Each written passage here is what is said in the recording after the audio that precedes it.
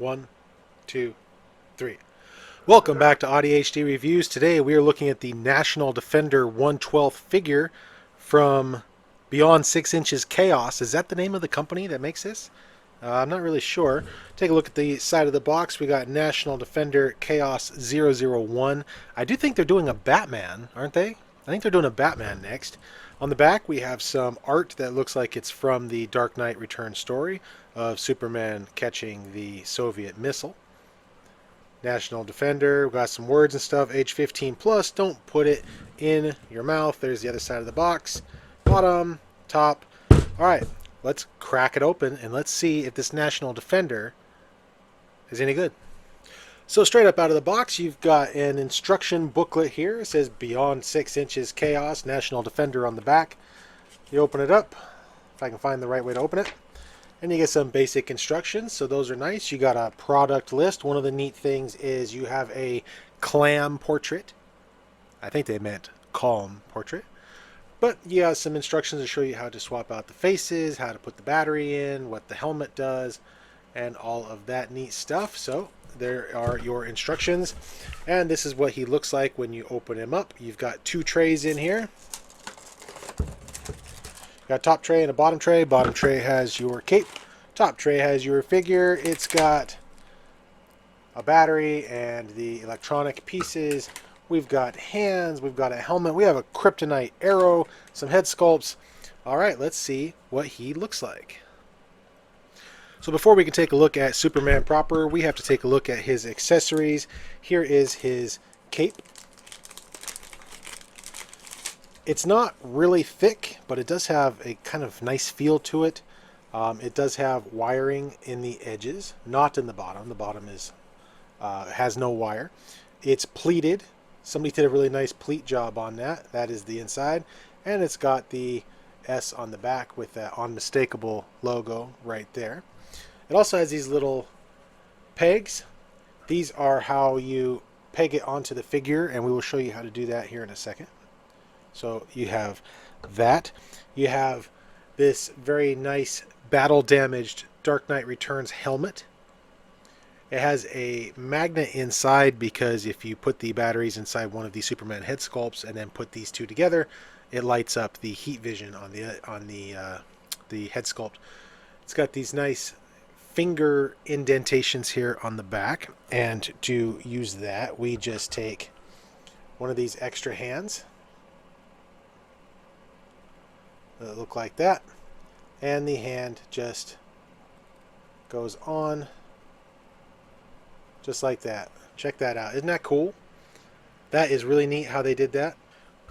So you have other hands. Here is the opposite hand. This is his right hand in the same configuration. You've got some open kind of grabby hands, kind of putting the hand out on the chest, kind of like in the movie actually.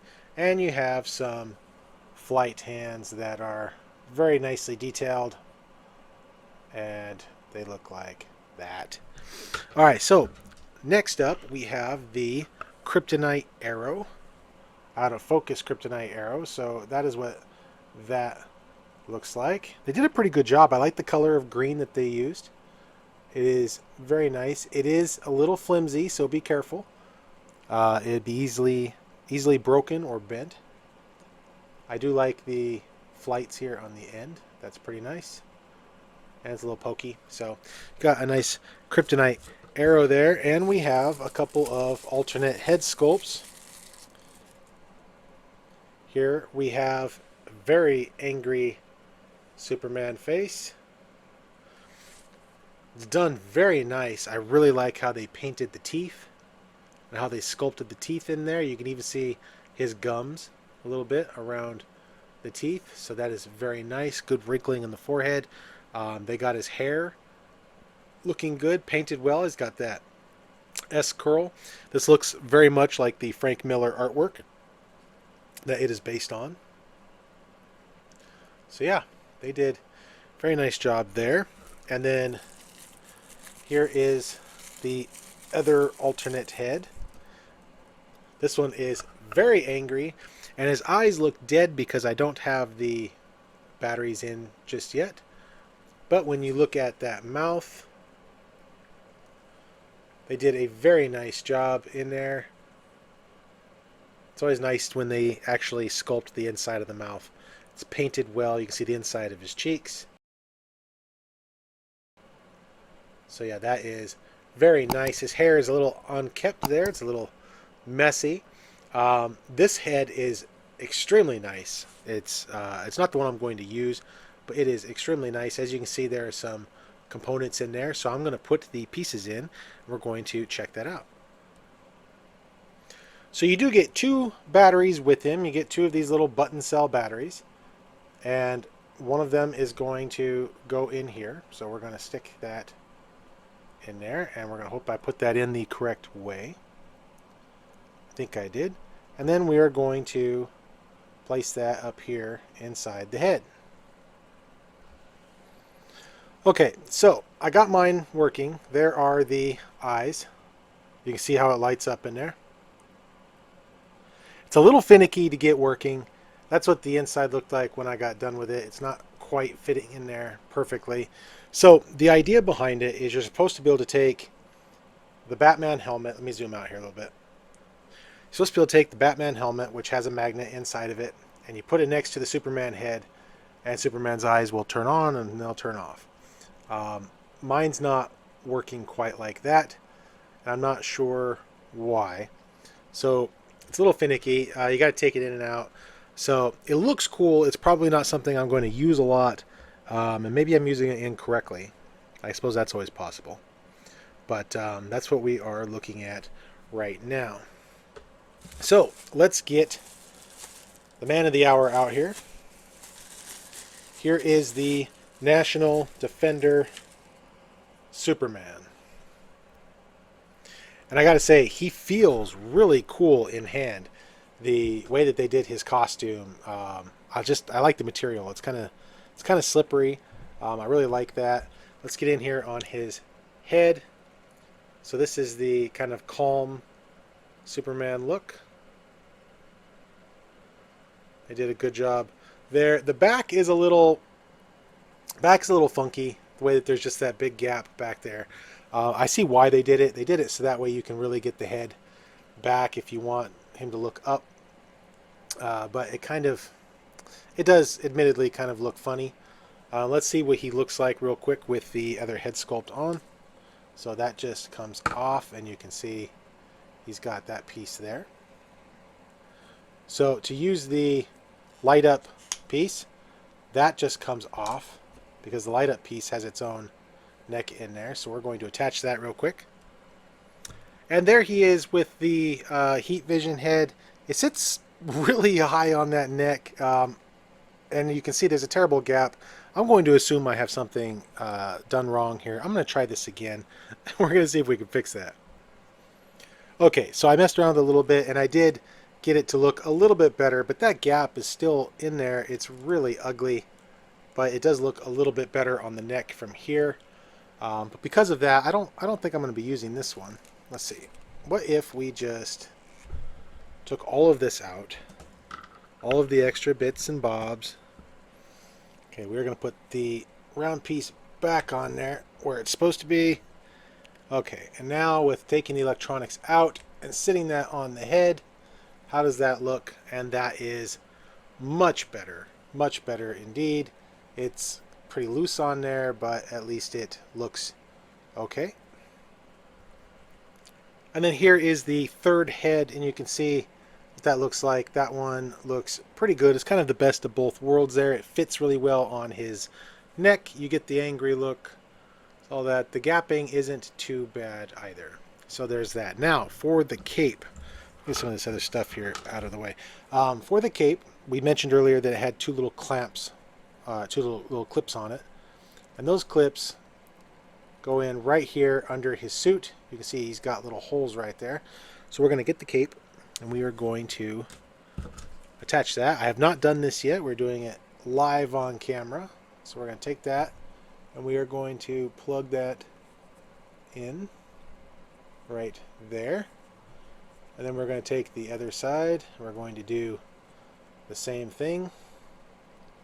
Just plug that in there.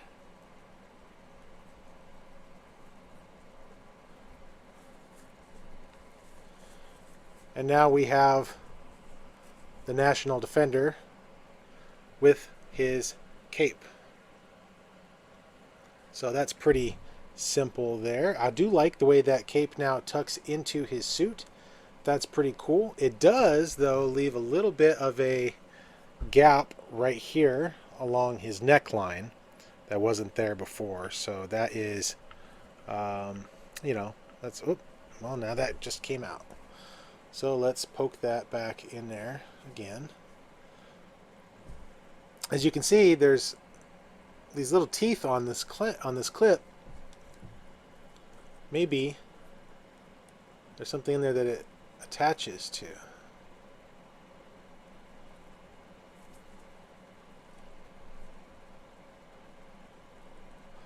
Okay, I didn't feel it clip into anything.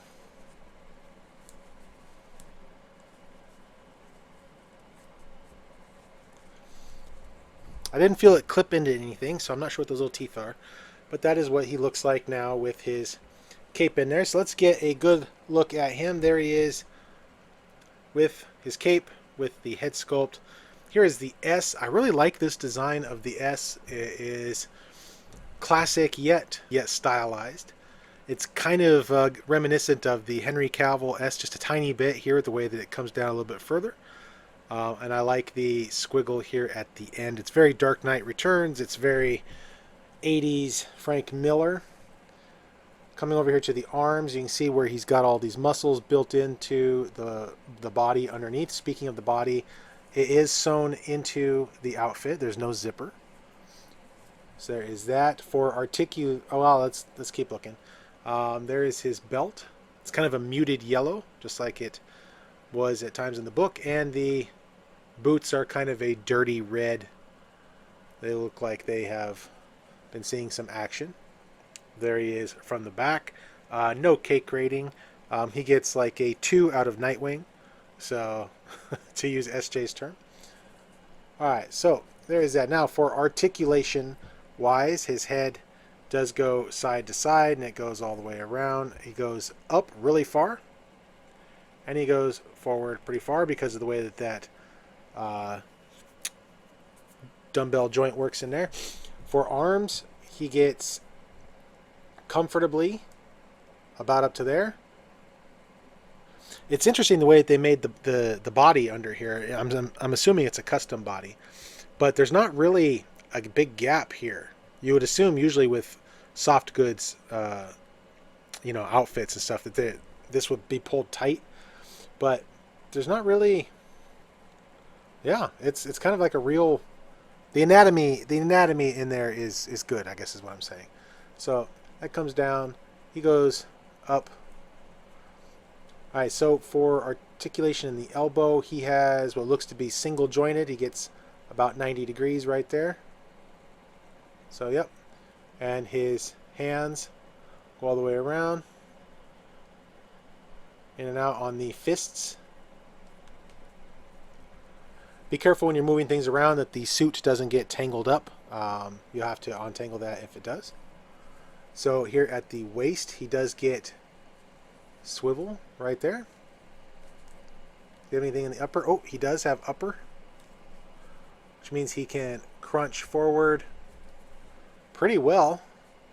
That's not bad. And he can crunch back about that far. Legs kick out that far forward. He can almost do the splits. He has a bend, and it might go further than that, but I don't really want to push it. It feels like it might, but I don't want to push it. I don't want to ruin the outfit. When you get yours, do as you wish with it. Ever so slightly, a little bit of boot swivel right there. And his ankles all the way around and go in and out like that. So that is the articulation and the suit for the Chaos National Defender. So let's do a little comparison. We'll get you guys out of here. For our first comparison, we have the Dark Knight Returns Mafex Superman. As you can see, the National Defender is a little bit taller than the Mafex.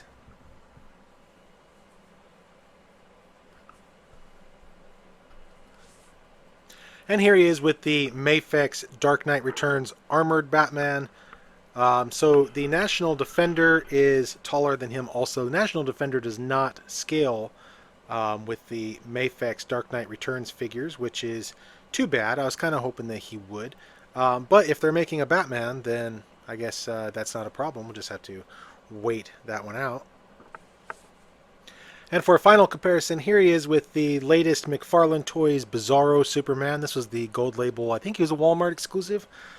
He's not the tallest McFarlane, but he's not the shortest either. And you can see that they are close to the same height. Bizarro is a little taller than National Defender.